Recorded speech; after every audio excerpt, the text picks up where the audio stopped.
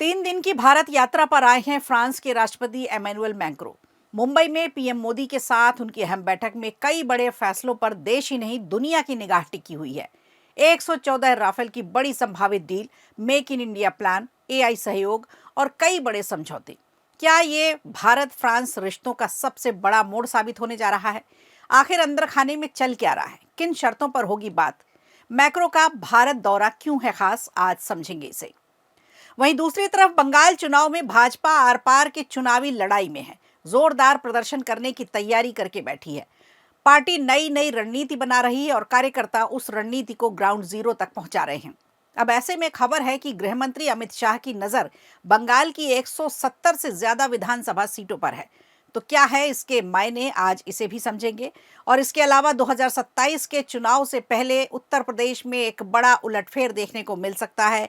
राजनीतिक और रणनीतिक बदलाव बीएसपी में देखने को मिल सकता है। तो क्या मायावती ने चुनाव को लेकर बड़ी तैयारी कर ली है? आखिर बसपा के अंदर जो बदलाव किया जा रहा है, क्या है उसके संकेत?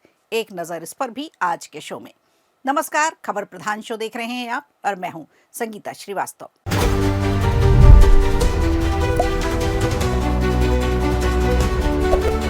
तो शुरुआत करते हैं सबसे पहले उस खबर से जिसके लिए दुनिया की निगाहें भारत की तरफ हैं। प्रधानमंत्री नरेंद्र मोदी और फ्रांस के राष्ट्रपति मैक्रों के बीच अहम मुलाकात हो रही है। ये बैठक सिर्फ औपचारिक नहीं बल्कि भारत की अब तक की सबसे बड़ी डिफेंस डील का गवाह बनने जा रही है। करीब 3 करोड़ 25 लाख की मेगा डील के तहत भारत को 114 राफेल फाइटर जेट मिल सकेंगे।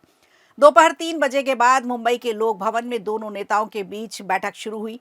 अगले 3 दिनों में दोनों के बीच रक्षा सहयोग को लेकर, समुद्री सुरक्षा को लेकर, इंडो पैसिफिक रणनीति को लेकर और एआई जैसे उभरती तकनीकों पर विस्तार से चर्चा होगी।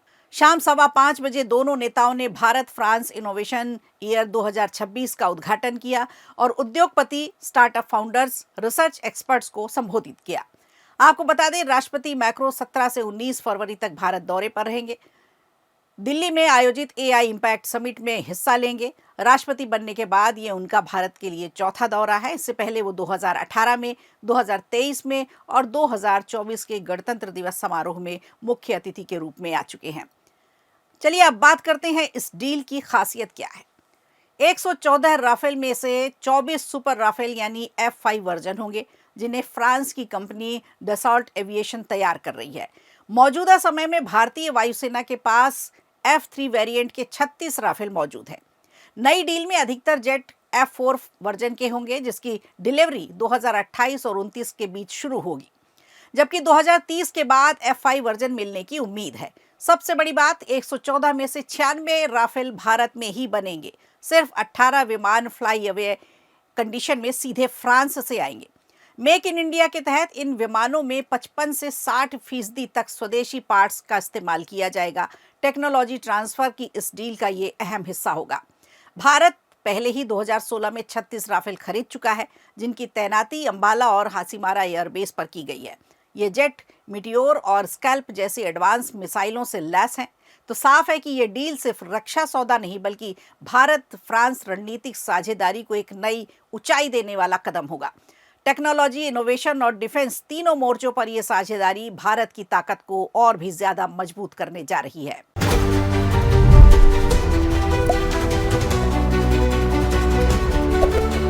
और अब बात करते हैं पश्चिम बंगाल की सियासत की। आखिर यहां चल क्या रहा है, जहां 2026 से पहले ही चुनावी शंखनाद फूंका जा चुका है।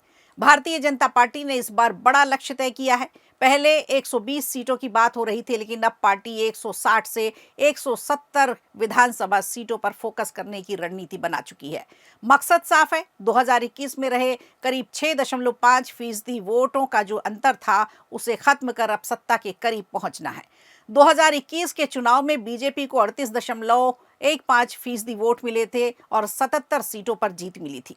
वहीं ममता बनर्जी की पार्टी टीएमसी में 44.91% वोट के साथ 211 सीटें जीतकर सत्ता में वापसी की थी। अब बीजेपी का मानना है कि अगर 5 से 7% वोट अगर स्विंग होता है तो तस्वीर पूरी तरह से बदल जाएगी। करीब 91,000 बूथों पर समितियों के गठन का दावा किया जा रहा है। जिलेवार वार रूम बनाए जा रहे हैं, डेटा एनालिसिस हो रहा है, पिछले हार जीत का मार्जिन भी तय किया जा रहा है और जीत के लिए जाति और सामाजिक समीकरणों पर भी पूरी तरह से फोकस है। इसके अलावा सबसे बड़ा गेम चेंजर महिला वोट सब पर माइक्रो प्लानिंग हो रही है। चुनावी रणनीति को धार देने के लिए राष्ट्रीय महामंत्री सुनील बंसल संगठन में तालमेल और मैसेजिंग का काम कर रहे हैं। वहीं भूपेंद्र यादव और विप्लव देव जैसे नेता उम्मीदवार चयन और चुनावी रणनीति को मजबूत बनाने में लगे हुए हैं।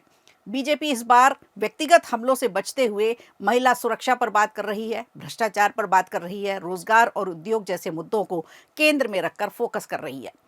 आरजीकर जैसी घटनाओं को भी नैरेटिव सेट करने का एक हिस्सा बनाया जा रहा है। वहीं टीएमसी का दावा है कि बंगाल की जनता विकास और सामाजिक योजनाओं के साथ है और 2026 में भी ममता दीदी पर भरोसा कायम रहेगा।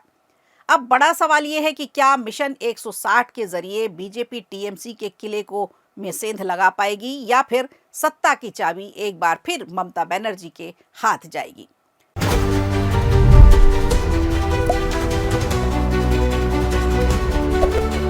और अब लिए चलते हैं आपको उत्तर प्रदेश, जहां चुनाव को देखते हुए बसपा भी अपनी रणनीति में इस समय बदलाव करने जा रही है। एक तरफ जहां 2027 विधानसभा चुनाव से पहले सियासी हलचल तेज हो गई है, तो वहीं दूसरी तरफ रविवार को बहुजन समाज पार्टी के पूर्व कद्दावर नेता और मायावती सरकार में मंत्री रहे नसीमुद्दीन सिद्दीकी ने समाजवादी पार्टी का दामन थाम लिया, जिसका इंतजार बसपा कर रही थी। लेकिन इसके ठीक अगले दिन ही बीएसपी सुप्रीमो मायावती ने संगठन में बड़ा फेरबदल कर सियासी संदेश देने की कोशिश की है। पार्टी की ओर से जारी जानकारी के मुताबिक नौशाद अली को मेरठ, आगरा, लखनऊ और कानपुर मंडल की जिम्मेदारी सौंपी गई है। इसके अलावा जाफर मलिक को सहारनपुर, मुरादाबाद और अलीगढ़ मंडल का प्रभार दिया गया है। तो साफ है कि पश्चिम और मध्य यूपी के अहम इलाकों में मुस्लिम चेहरों को आगे किया जा रहा है ताकि दलित मुस्लिम समीकरण एक बार फिर साधा जा सके। दूसरी तरफ मायावती ने अपने भतीजे आकाश आनंद के ससुर अशोक सिद्धार्थ का भी कद बढ़ा दिया है। उन्हें दिल्ली, छत्तीसगढ़, गुजरात और केरल का प्रभारी बनाया गया है। पहले ये जिम्मेदारी रामजी गौतम के पास थी। राजनीतिक जानकारों की माने तो ये फैसला पार्टी में वफादार और भरोसेमंद चेहरों को आगे लाने का एक बड़ा संकेत है। अब कुछ जानकार ये भी दावा कर रहे हैं कि चुनाव और पंचायत चुनाव से पहले ये फेरबदल कैडर को एक्टिव मोड पर लाने की एक बड़ी रणनीति है।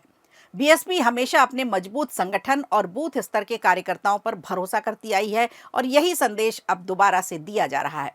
उत्तराखंड में भी बदलाव किए गए। मुनकाद अली, गिरीश चंद्र जाटव और आदेश कुमार को अलग अलग जिम्मेदारियां सौंपी गईं। अब बड़ा सवाल ये कि क्या ये संगठनात्मक फेरबदल 2027 में बीएसपी को मजबूती दे पाएगा? क्या दलित मुस्लिम समीकरण पार्टी को नई ऊर्जा दे पाएगा? तो उत्तर प्रदेश की राजनीति में अगले 2 साल में बेहद अहम फैसले होने वाले हैं, जिस पर रहेगी हमारी नजर। तो खबर प्रधान में आज के लिए इतना ही। दीजिए इजाजत। नमस्कार। वीडियो अच्छा लगा हो तो लाइक कीजिए, शेयर कीजिए और कमेंट बॉक्स में हमें जरूर बताइए।